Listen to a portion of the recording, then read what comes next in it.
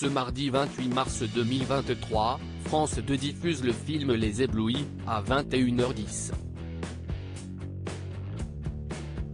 Au casting, Camille Cottin et Céleste Brunkel incarnent des femmes qui intègrent peu à peu une secte dévastatrice. La réalisatrice, Sarah Souko, s'est inspirée de son histoire personnelle et de sa propre enfance dans une secte. Dans Les Éblouis, sur France 2, Camille, incarnée par Céleste Brunkel, intègre avec sa famille, la communauté religieuse du père Éric Marie, dit le berger, joué par l'acteur du Cœur des Hommes, Jean-Pierre Daroussin. Ses parents, campés par Camille Cottin et Éric Caravaca, tombent peu à peu dans les méandres de l'emprise psychologique. Touchant et plein de force, ce film dont le scénario bouleverse, est sorti en salle en 2019 et sera diffusé ce mardi 28 mars 2023, dès 21h10, sur France 2.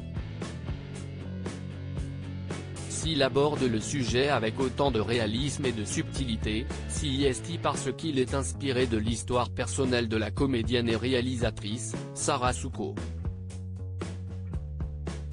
On a pu la voir dans les films Discount, Joséphine s'arrondit, Guy, Les Invisibles ou encore Le Discours, et c'est la toute première fois qu'elle passe derrière la caméra.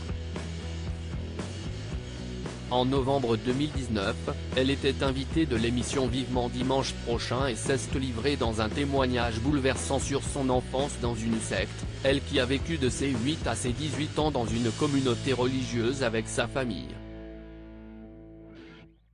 5% de la réalité. L'actrice de 41 ans a expliqué à Michel Drucker que ces communautés sont plus répandues que ce que l'on croit. Quand on pense aux sectes, les gens s'imaginent le temple solaire, des gens qui se suicident par centaines. Moi je vivais dans une ville, c'était dans une église au coin de la rue comme il y en a partout. C'est des communautés charismatiques qui sont implantées partout en France, il y en a beaucoup et celle-là existe toujours. On ne tombe pas dans une secte, on y entre de son plein gré. Elle raconte également dans une interview pour Le Parisien, « Oui, j'allais à l'école. Mais lorsque je revenais on m'affirmait que l'extérieur était gouverné par le diable. Nous étions trop petits pour ne pas croire nos parents. Nous n'avions pas de radio, pas de télévision. J'ai découvert l'existence de Michael Jackson à 18 ans. Avant de raconter avec émotion sa fuite, le jour de ses 18 ans, je me suis enfui la nuit de mes 18 ans. Ainsi, ce qu'elle relate de sa propre expérience dans Les Éblouis, c'est 5% de la réalité afin d'aboutir à un film populaire et exigeant sans sombrer dans le film d'horreur. Ses frères et sœurs, qui ont tous réussi à sortir de la secte, l'ont remercié pour ce film. Bouleversant.